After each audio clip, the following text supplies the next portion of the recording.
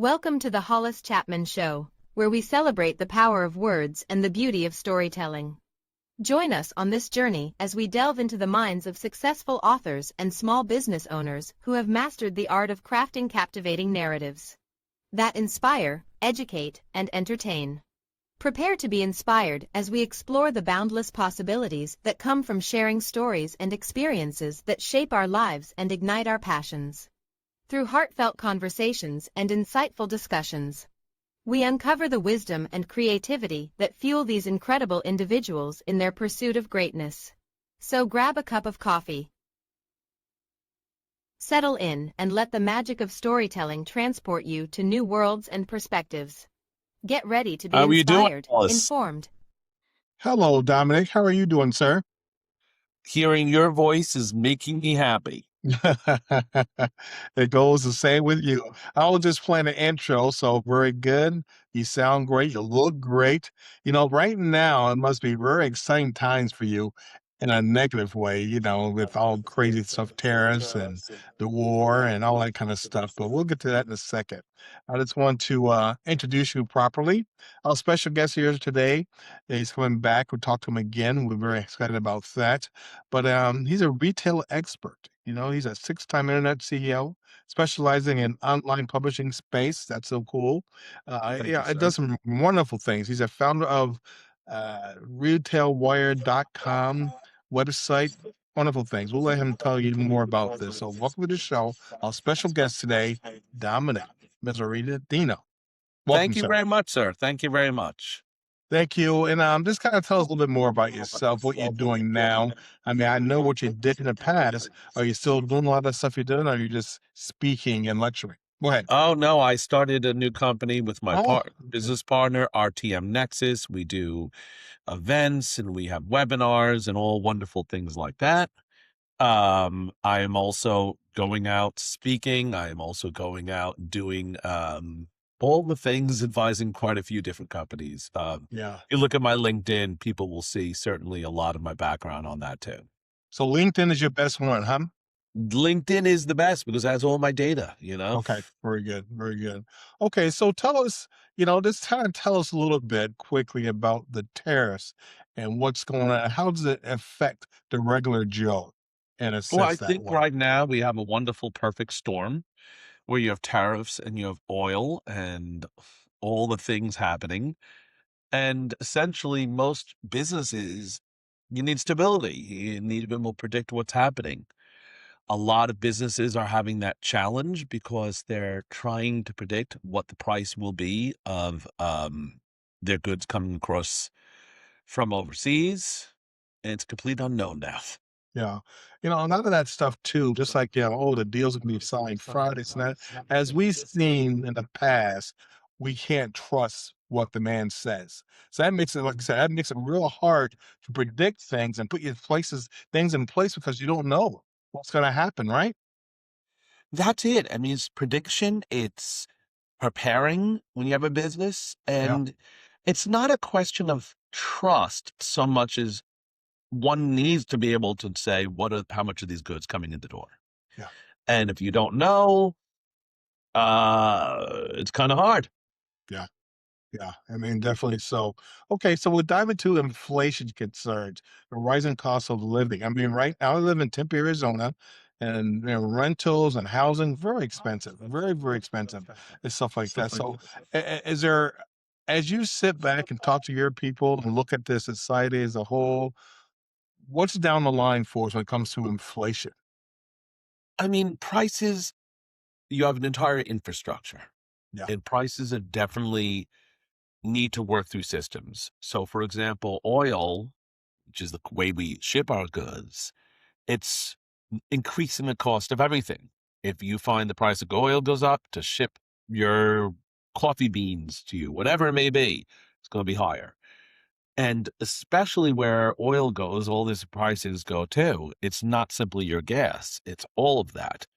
Once you add a wrench into the works of oil, you're going to find these prices go up until things stable, not just the end of the war, but you need the ships to keep moving through. You think these ships Yeah. move 24 hours? No, it takes a few weeks to get those ships moving through, and it becomes its own form of challenge there. That's unbelievable. You know, it's really heartbreaking. I said, I'm a veteran, so going to war, it bothered me from day one. Okay, it did that. Military people died. That bothered me from day one, Yeah. and stuff like that. Yeah, because it wasn't. I didn't. In my opinion, it wasn't necessary. It was not necessary to go to war. Especially now. And I mean, as a veteran too, I was in the Navy. And we see these big ships coming around the bend, you go, wow, this country's got some nice stuff and some nice Mhm, ammo. We mhm. gotta leave them alone. So once we did what we did with Iran and we wound up being in that same position we were when we started, it tells these other crazy countries, well, they're not Wait a as minute. bad as they're not as bad as they thought say they are.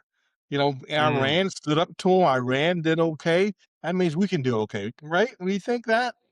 Well, I think the bigger takeaway to the war in particular is that war is not always a victory in terms of numbers. Yeah, Once they close the Strait of Hormuz, y- there's a certain degree of challenge that comes out of that. How are you going to get how do you win a war? It's not like 100 years ago winning the war was simply a certain battle, because you have all of these other factors that kick yeah, in. yeah, I think that to me becomes really the challenge. yeah, It's we have a world that is intertwined. So it's also everything affects each other thing so rapidly. right, right. Psychological aspect. It's for how consumers sentiment affects purchasing decisions. So psychologically, I think our country and maybe a lot of other countries who are dependent on us, psychologically are a mess right now. We're really in a flux emotionally. Is that true? I mean, talk about that a little bit. The Well, psychological effect of what you just said. I think, when you consider a purchase, any purchase, it's emotional. Yeah. It's emotional. You're not just, if it wasn't emotional, you would just go to the dollar store, everything at the dollar store, you'd be done. Yeah. Um, and I think the change is that everything has that emotional component. Everything has uh, something with it. A good example I like to point to are Hershey bars. Yeah. It wasn't as if American chocolate was better than maybe Swiss chocolate, Right. but the Hershey bar represented America. There was an emotion that went to the product. And without that emotion connected to it, would the product have fared as well against Belgian chocolate? Wow. I don't know. Right. We make our decisions because of how it connects. Cinema, movies, sports, all of these things cause us a different feeling. And the more we have the branding of America can affect the other Right. immediately so. Right. Hey, you mentioned sports. I'm a Knicks fan. Go Knicks. I was raised in upstate New York, so I've been a Knicks fan forever. Never talked about it very much because I never won anything. But yes, this weekend was really cool. Okay, we can go beyond that. All right, essentials versus okay. We like you said, you mentioned already essentials, discretionary stuff, purchasing things. Right now we got to sit there. Like I was watching a video this morning, watching one of your videos this morning. When we go shopping now, it's 99-cent store? Is it Walmart? Is it this, and this? We gotta sit and plan it out. We gotta make sure, okay, the budget's this. Yeah, we gotta stretch this out a little longer now. We gotta do this, and this. Because I know myself, not like I used to, where I can just go out and go shopping. Now I gotta go, okay, Yeah. Hollis, you got this coming up, you got this coming up, you got that bill gotta pay. Okay, let me just that makes a decision now where I go shopping, right? That's what the Yep. Americans in this, yeah. I It's certainly think but that's always the economic way. yeah, You have a bad or tighter economy, people start to watch every budget. yeah, Economy loosens up, everyone goes to Disney World, yeah. and one leads to the other. And that's kind of a natural progression Right, of things. right.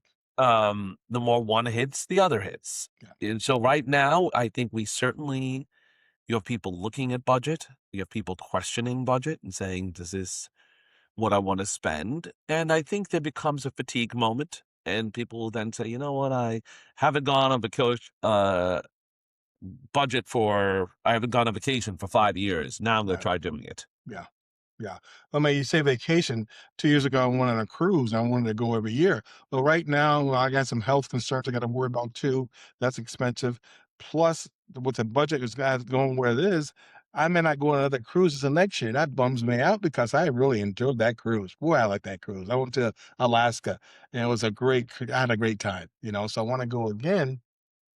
But, it makes you sad. It makes me sad being my age that, hey, I want to see more things. I want to do more things, but I got to slow it down. And it's like, how is that as they want? Is that a need? I got to take care of the need stuff first, and then I get to the point where it That wants. is the psychological change that a Yeah, lot of people have. And I think you have this storm right now of AI, war, tariffs, uncertainty, yeah, and all those things combined get people saying, wait a minute, yeah, I'm not so sure anymore. yeah, yeah, And, so it is 100% tied. But it's not as complex in the sense psychology is what makes us say, I feel safe enough to purchase this. yeah. And without that emotional safety, maybe you're not going to jump on it. Okay. Now you mentioned AI, and I use AI a lot myself. I'm not against it whatsoever. Okay, but yesterday watching YouTube some of that, Meta laid off what 8,000 people. They all gonna lay off people, stuff like that, AI wise. Give me what's your thoughts on AI and the future with AI? And my thing when hear AI all the time, talk about AI, what really, really blows my mind is people who sit there and kind of ignore it. Oh, AI, I don't even want anything to do with it. It's like, wow. And I think it's truly the same exact I've seen then when social media came out, Yeah, video calls came out, um, Google came out. yeah, We've always had this initial reaction as a society of strong concern, yeah, strong, what is this? yeah, And then we kind of go the other direction where we have overkill, social media wise. There was so many platforms at one point. yeah, And then everything settles. I think that's kind of where we are right now. We've been using some forms of AI. If you think about it, we've hey, when you say, "Hey Alexa, what's the weather?" or whatever. yeah, yeah, Um, Certainly it's been a factor where you could say, um, so instantly we kind of accepted that, if that right, makes sense. We all said, and then, yeah, that makes perfect sense. I could see the logic of, "Hey Alexa, what's the weather?" yeah, Once you accept that, you start getting used to it. Then you get for the next level. right, I think we're at the point where we're getting used to let's check uh ChatGPT what it says. We're getting used to how do you use that? How do you respond to that? And once we get there, I think we're gonna all of us settle down a little bit and sure, use it just as quickly as we've all used Siri. right. In Japan, there are stores, fast food stores where it's all run by robots. Yep. I tell friends, I said, you know, they go, oh, well, it's years away. I go, dude, they're doing it now. And these companies here, the reason why they're not doing autonomous vehicles is probably because some people who are fighting it, but they can do it right now if they wanted to. They really can. I mean, I agree. with and with people not showing up for work, with these young people, I mean, I know young people who just don't go to work, don't want to go to work, calling sick, insurance costs of some of these vehicles, all these things that these are very costly. What's it going to cost to have robots doing this? Mm, Well, I think what you're seeing is there was a point in time I remember cruise control was a yes, yeah, radical idea. yeah, Cruise control. And then we got that stay in the lane control. And holy yeah, yeah, crud, we could stay in the lane. And now I, walk around certain cities, Miami, I seen Atlanta has it where you have the drones will yeah, you know, take the deliveries wherever they go, and we've normalized. Yeah. So I think I could see that is the path where we're starting to test it, try it, test it, and then, yeah, this is Yeah. absolutely normal. Yeah. But we've also, because it's normal, because we have a certain expectation. Yeah. It makes perfect sense to us that we want our food to be delivered in 20 minutes. Yes. And if the fastest way is a drone, So be what's it. the issue?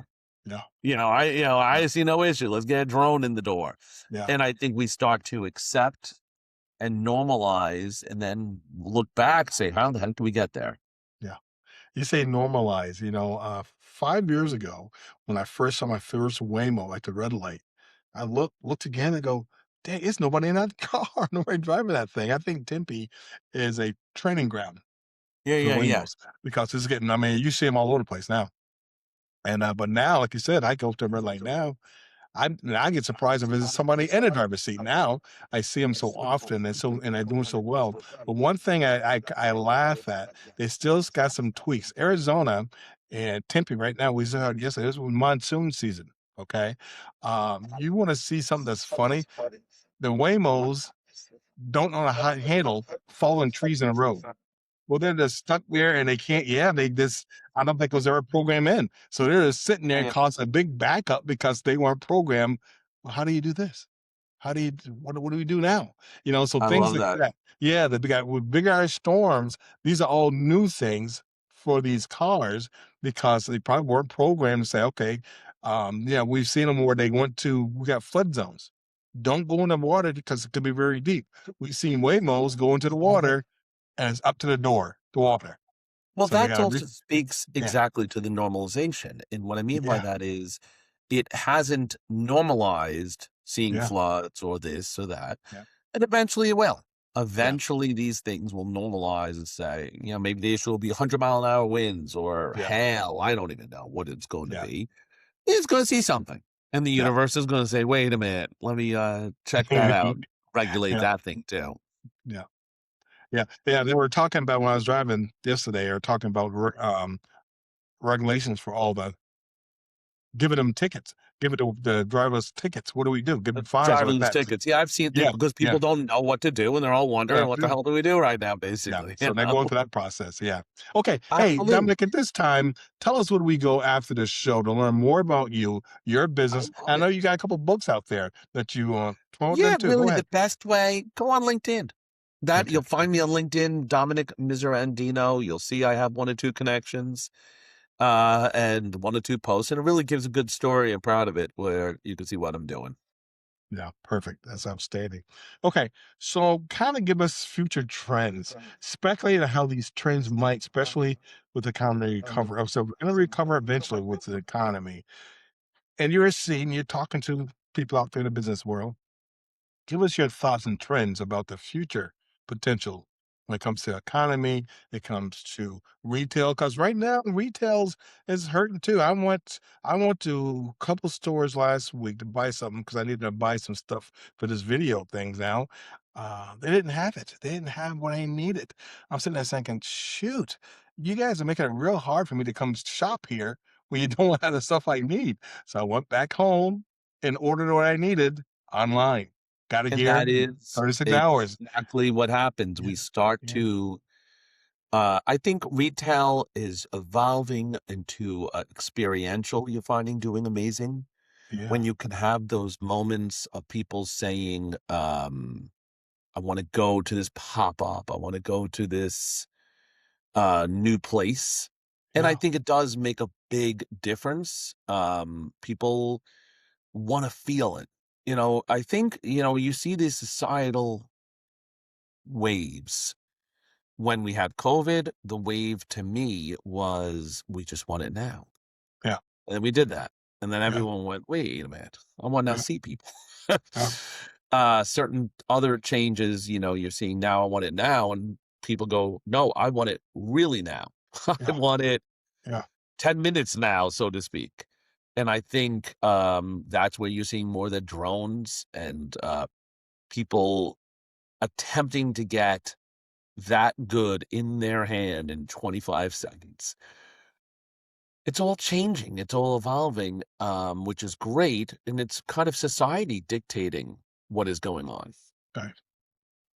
I feel bad because I'm one of the ones too who's like, okay, I hardly ever go to the store. But I was really annoyed that I couldn't get because I wanted to go out there, show them some love, go to the store and buy a little something, and like, yeah, all right. I shopped in town. But I got real annoyed when I went to 3 different stores and none of them have it. They don't even have the aisle of the video products, of photography products there. I'm going, wow, you just lost me because I don't really need to come here anymore because I'll get it from online 24, 36 hours. So I was like, oh, but that's how it All is. those expectations change over time, Yeah, and I think we figure it out and then test yeah, it again. Figure it yeah. out and we test it again. Yeah. What's your thoughts real quick on SpaceX? Yeah, I know Uh, that's touchy, but SpaceX, Very touchy, but I yeah, think there is definitely a market to figure out how one can universalize communication, yeah, data, yeah, data storage. Um, so it's an interesting one. It is a natural progression of society to yeah. start saying, "Hey, we've done enough on this planet. Let's see where else we can." So I think under that basis, there's a lot of interesting things that if we can solve, or SpaceX can solve, I think it could be interesting. Yeah, It's going to really be a question of speed on that all. How right, quickly can they implement certain solutions to what level? right, You know, is it going to be sending another Tesla up in space, or is it going to be sending a whole data center up in space, or right. is it going to be quick Wi-Fi, or we'll see. So those are the questions I'm curious to see where they land. Dominic, they said, okay, Dominic, we want you to go up in space. We want you to get up there and we're going to be the man on the moon. Would you do it? Yeah, me either. I have enough problems on Earth. I ain't going up there, you know. Oh, I'm going to use that line from now on. I got enough problems here. You think any problems over there? Yeah, I sit there because like, no, no, I'll stay on the ground. Thank you very much. I mean, I I have love it. issues when, yeah, I have issues when I fly. Yeah, I hold the seat real tight and because my takeoffs and landing, what drives me crazy when I'm flying. It's like, oh man, go up Yeah, there too thousands of much. miles. I know I ain't flying up no. Very good. I hope you will. I mean, I love seeing the success of the last Artemis 3. I loved it. Great for them. Yeah, yeah. But I ain't this that won't be me. It will I not be love that. me. I love that, man. All right. Okay, competitive landscape. Now, analyze new entrants and discount retailers challenges traditionally giants. When we got with when things fail, when businesses fail, new ones pop up. Now I drive around here in Tempe, I see some stores that's been here, they fail, and all of a sudden I turn around the corner, there's another one pop up. Okay, so that's really good. That's really good that people Yeah, say, yeah, okay, yeah. don't scare away their new things. What's your vision of competitive and what we see for the future when it comes to retail stores and stuff like that? I think you're seeing these retail stores realize and use correctly modern technology. Yeah, The drones I mentioned, pop-ups using social media to yeah, determine, hey, let's all go to this store on Tuesday and check it out. yeah, I think we're starting to see people use that correctly. And the more they do, I think it's going to be very interesting of what evolves from there. That's to yeah, me critical. It has to use these tools where it's not ridiculous. Um, you're seeing people in China, for example, they can now use drones to order yeah, shakes and a drink to a set yeah, location. yeah, And I think we're going to try all these things, see what works, see what doesn't work. Maybe there's fines, but you have these people who are embedding um, technology, experimenting, and it's a question to me of how society kind of reaches in and say, yeah, I want to get a shake in the next 20 seconds to my front door. That's going to be very interesting to me. This is very important to me because my son is 28. I thought, wow, good. He's 28. He graduated with in the technology world, isn't it? that kid, he calls me for tech advice. It's like, ah, shoot. What's your thoughts on young people today? Because their work ethic is different. They really is. I mean, they'll no show for work in a heartbeat. Don't think twice about it. And one time, my son quit a job, no show, no call. Boy, I read him the riot act. I said, don't you ever do that again. Hey, you don't have to stay at the job, but you give him 2 weeks notice. Be a man about it. This and Yeah, this. yeah, None of yeah. this. No call, no show. I go, what the heck are you doing? You know, young people today is weird. It's some weird stuff. What's your thoughts on young people, their work ethic, and as a society, because of technology, soften them up a little bit? What you think? I just think you have a society that grew up with different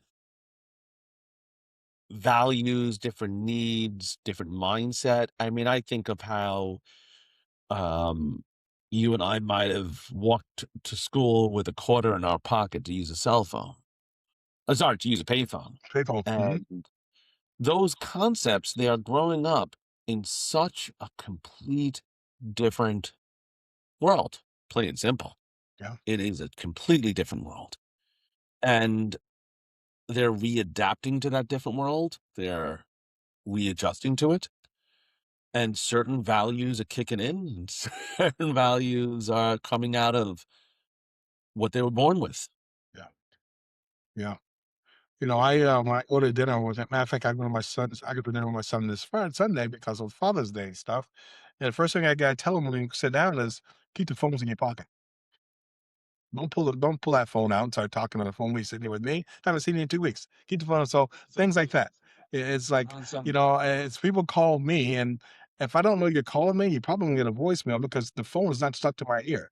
I Yeah, am yeah, not yeah, like, yeah, yeah. I don't. It's like, no, that's never gonna happen with me. If it's an emergency, I'll call you back. Oh, why'd you wait till I till I convenience? I go to the gym. All gyms now are this big phone booths. It just drives me crazy. Every person in there, they'll do a set, they're on their phone. They do Yeah, their yeah, set, yeah. they're on their phone. It's like, why did you come here? So that's my pet peeve. Sorry, I didn't mean to progress, I but love it's that. oh my gosh, it's unbelievable. Before we get to the final comments, sir, please tell us again, where do we go to find out more about Dominique, his books, your business, what you're doing? Where do we go? MrRandino.com or go see me on LinkedIn. Outstanding. What do you got coming up soon? You got a speaking engagement I coming up? have conferences every month. I have Yeah. speaking every month, TV every month. It's a busy time. It You is a know, you busy time. And from a businessman to a businessman, how do you get more gigs? What does Dominic do to get more? How do you fill your calendar? I wake up early, go to bed late. I see. That's Yeah, my trick. yeah, yeah. That makes a lot of sense. All right. So I said again, look at your bio right here. It's full. It's the longest bio that I've seen in a long time. So good for you. Future outlook on for what you're going to do, what society is. Predict how the retail landscape will change over the next 5 to 10 years. In closing, sir, just kind of give us your thoughts maybe on what we're going to see 5 to 10 years from now at retail. I think we're going to see more and more connection to human, more and more connection to what people are doing. Yeah, That's really the goal. We all just want to connect, yeah, plain and simple. That's it. outstanding. Simple Yeah, answer, man. outstanding. Hey, Dominic, thank you very much for stopping by today. I appreciate you. You have a Thank you great very rest of the week. much.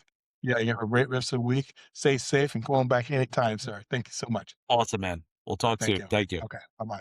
Let's wait a couple minutes for that in the process so we can get it recorded for you, okay? I love it. Yeah. Authors and small business owners, turn your book and/or your business into a streaming Fine. television brand. One You second. wrote the book, you built the business. Now it's time to be seen on Roku and Amazon Fire Television. The Hollis Chapman Show helps authors and small business owners get featured on a professionally produced TV show, appear on Roku and Amazon Fire Television streaming platforms, build authority and credibility, reach new audiences beyond social media, receive in-house marketing support. This isn't just an interview. This is brand positioning. If you're serious about in 2026, let's put your brand on television. Appy now for a featured television plus podcast spotlight. Book your strategy email today. All right, thank you so much. You're awesome, and we'll put this on Roku. We got channels on Roku, so we'll put I you some love. exposure. Yeah, we'll put some stuff on you for Roku, and again, we're doing things. So if you got more questions about Roku, let us know. I know they're just sold to Fox, so we got to Yeah, I figure out what's. know. Yeah, we got to figure what's going to go on after that. But thank you, sir, and we'll talk to you real soon. All right, bye bye, bye bye.